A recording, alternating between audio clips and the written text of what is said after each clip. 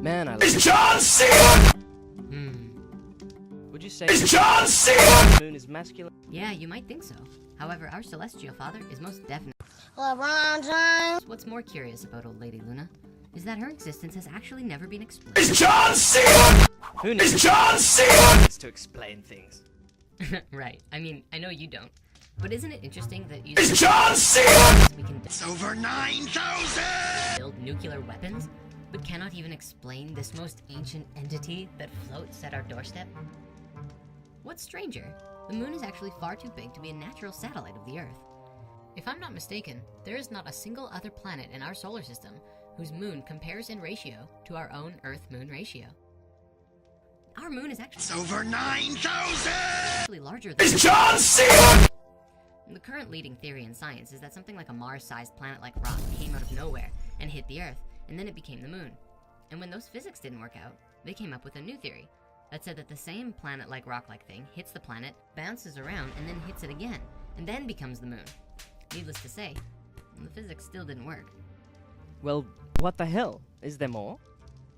Well, now that you ask, have you ever heard anything about it being... It's over 9,000.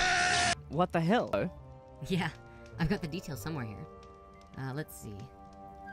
what the hell? Here it is. In November of 1969, NASA crashed a lunar module into the What the hell? moon, causing the equivalent of 1 ton. It's John C.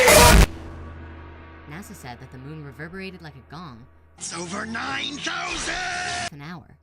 Then they did it again, causing an impact of 11.5 tons of TNT, and it rang like a bell. It's over 9,000. It vibrated in a way as if it were hollowed out, with giant hydraulic damper struts inside of the moon. Want to know something else? Always. The surface It's John C. of the moon contains minerals like titanium, but also processed metals like brass and mica. It also contains something called uranium-236 and neptunium, which are both minerals that have never been found to occur naturally.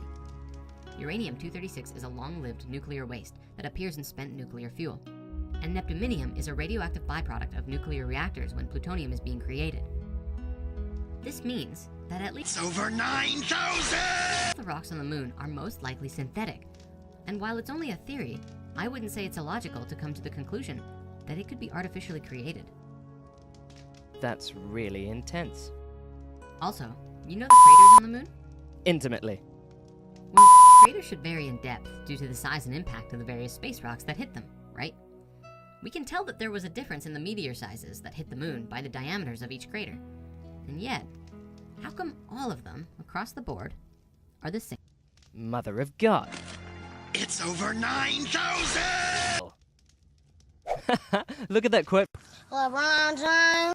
It's easier to explain the non-existence of the moon than to explain its existence. Here's another one. The best explanation for the moon is observational error. The moon does not exist. What the hell? Oh, here. Read this part here. David Icke's research led him to shaman around the world. Zulu tribes speak of the moon being LeBron James. egg. They symbolize it to be an egg for good reason. The ancient African and Sumerian legends talk of two brothers, Wawan and Mpanku, that emptied out the yolk and rolled the moon across the sky to the earth and caused cataclysmic events hundreds of generations before our time. What the hell? I'm not sure how it fits. But this says here that the rocks on the moon are older than the Earth itself. Heavens. You know, I think I've only ever seen one side of the moon. I wonder why it doesn't spin like other planets. That's a good question. On that topic too, have you ever noticed that the size and position of the moon is exactly in the right place to create a perfect solar eclipse? What the hell?